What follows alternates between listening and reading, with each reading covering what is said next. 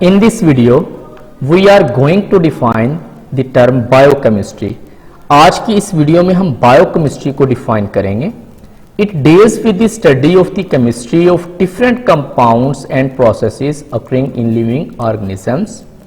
इसका ताल्लुक जानदारों में मौजूद मुख्तलिफ कंपाउंड्स और केमिकल रिएक्शंस के मुतालिया से है. बायोकेमिस्ट्री में हम जानदार अक़साम के अंदर पाए जाने वाले कीमियाई मादों की साख्त, तरकीब और इनके कीमियाई अमल का मुतालिया करते हैं. इस शाख के तहत जानदारों के अंदर अंजाम पाए जाने वाले तमाम रिएक्शंस का भी अहाता किया जाता है. मिसाल के तौर पे जानदारों के जिस्म में मौजूद बायोमॉलिक्यूल्स जैसे कार्बोहाइड्रेट्स, प्रोटीन्स और चिकनाइयों के सिंथेसिस और इन अशिया में होने वाले मेटाबॉलिज्म्स का अमल है.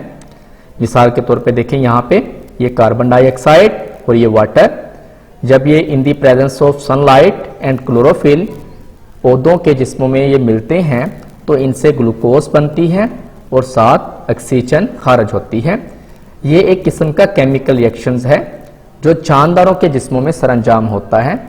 इसका मुताला हम किस में करते हैं? बायोकेमिस्ट्री में करते हैं. बायोकेमिस्ट्री के इतलाक की मिसालें तिब, खुराक और ज़राअत के मैदानों में आम मिलती हैं.